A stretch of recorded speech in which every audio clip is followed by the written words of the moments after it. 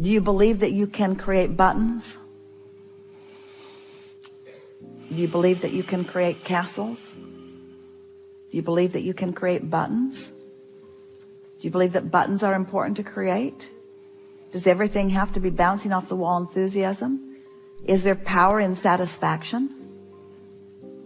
Do you like molding the clay of your mind deliberately? Do you think that you need to think more or rest more? Do you think that you need to try harder or try less? Do you associate trying with action or thinking? Do you need to try to think better thoughts? It was a trap. Do you need to try to think better thoughts? Or do you need to relax into better thoughts? Will the better thought come in the relaxation? Is the better thought already there? Is the better thought a manifestation that will flow into your grid if you will allow it? So, do you think that you get more done with your long list of things you need to do? Or do you get more done by allowing yourself more leeway? If we were standing in your physical shoes, we would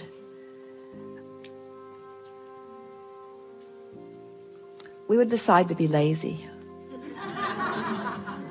We're reaching for the perfect word. We would decide to be lazy for a little while. Because in your giving yourself permission to be lazy, you're giving yourself permission to allow your grid to fill in with everything that you've already chosen and put into your vortex. The word lazy has an unpleasant connotation, doesn't it? Because it's humans measuring themselves against other humans based upon a flawed premise. And the flawed premise is, the more you do, the more you're worth. And that is the most flawed of all flawed premises. I'd like to give you the premise that is at the basis of your universe. The better you feel, the more you allow. You could not be more deserving. You came as deserving beings into this time-space reality with powerful and clear intent. You've been mixing it up with others and defining what's important, not only to you personally, but important to you on behalf of others. You've included in your vortex the well-being of many others. In some cases, mass consciousness. In some cases, a community. In some cases, a family. But you've included in your vortex a desire for the well-being of far more than your personal self. But it is necessary for you to tend to the well-being of your personal self in order to be a productive advocate for the well-being for anyone else. In other words, you cannot give, or you cannot extend, or you cannot punctuate, or you cannot accentuate, you cannot assist anything that you are not already feeling. Which means, if you are wanting in an altruistic way to be of advantage to everyone you know, you first have got to find a way to be of advantage to yourself. Which means you want to carve out more time to be nicer to yourself. More private time. More time under the bridge. More time where others are not telling you what to do. More time when you are satisfying your own personal intention for things. If we were standing in your physical shoes and someone were to ask you to do something, we would stop in the middle of the request and we would evaluate it completely. And we would say to them, I sincerely desire to accomplish this request that you are offering. And it is my expectation that I will be able to do that since I am in this relationship with you and you are requesting it of me, employer or mate or parent or child or whoever it is. It is my expectation that I will be able to accomplish this.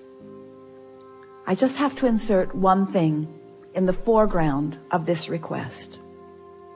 I will accomplish it for you as long as I can first accomplish ease for myself in the process. I really want you to ponder that a little bit. Esther, on one of the earlier cruises, made sure that everyone received an easy button from Staples. Everyone got one.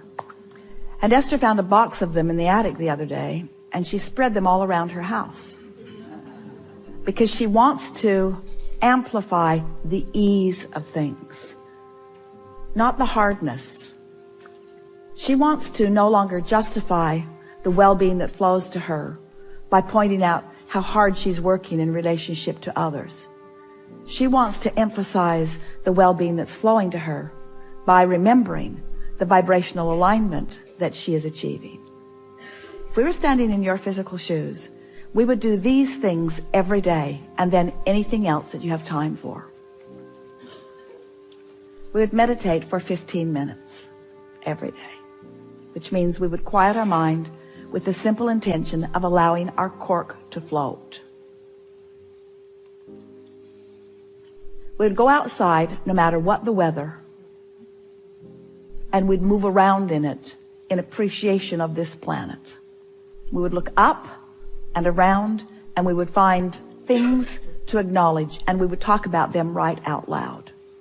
Esther walks through her gardens and says to everything, "You are my favorite. You are my favorite. You are my favorite. You are my favorite. You are my favorite stone on the pathway. You are my favorite bird in the tree. You are my favorite flower in bloom. You are my favorite flower not in bloom. You are my favorite tree. You are my favorite bush. You are my favorite frog. You are my favorite frog. You kept me awake all night, but you are still my favorite frog." In other words, so first thing, meditate. Second thing, spend more time outside. Third thing, we would buy a notebook. We would call it My Book of Positive Aspects.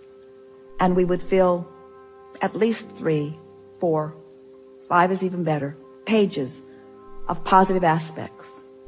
5 different subjects, and write the positive aspects of it. Training your vibration into that upward place. And then there is one last thing that if we were standing in your physical shoes, we would do every single day.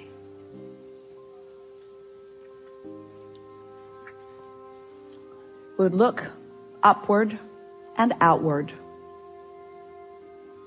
It's best if you do it outside or standing at a window. And we would acknowledge that there are universal forces that are focused right at you. We would acknowledge by calling it by name, if you have a name that you like. And we would say, "I acknowledge that I am the object of your positive attention, and I'm appreciating your continual gaze on behalf of my well-being. And today, no matter where I am, no matter where I am going, no matter what I am doing, and no matter who I am doing it with, I will be in conscious awareness that you too are there with me, appreciating me, supporting me, assisting me, acknowledging me, inspiring me, guiding me, having fun with me, acknowledging me, supporting me, assisting me, inspiring me, helping me, guiding me, aware of me, loving me, showing me, inspiring me, guiding me, helping me, uplifting me, showing me." Get into an endless loop of that acknowledgement and watch what begins to happen in your life as soon as this day. Your vortex is filled to the brim with specific requests that you have put there and that you are deserving of the realization of. And it's time for those realizations to be flooding into your experience at a rate that will astonish those who surround you. It's time for you to remember what you've put there. and to bring it forward active into your today experience. We've been talking to you all day from our appreciation of who you are. But even as we express it from our powerful point of knowing, we know that you don't yet know who you are. You don't, for the most part, understand the important role you play in the expansion of all that is. We stand as the beneficiaries of all of the vortices that you have accomplished, and we revel in them. But it is our powerful desire that you now, here in your physical bodies, allow yourselves to be the recipients of the physical manifestation of those things that you have put there. Because that was the plan. You didn't say, I'll go forth and fill up a vortex full of things that I care about and deny myself of the realization of them. You said, I'll go forth and I'll experience the fullness of that, you see. And so as we visit with you here today, it is our acknowledgement that in these hours that we've been together, because of the willingness of you to listen and play with us, and because of the willingness of those to ask the questions in the way that you have, it's our knowing that your vibration is shifted to a new place. And it is our expectation that your expectation has also shifted to a new place. Your life is forever changed, and we don't say that to everyone. We don't say it every seminar. We don't say it every time, but it is true today. Watch for the evidence of it. There is great love here for you. And as always, we remain in the book.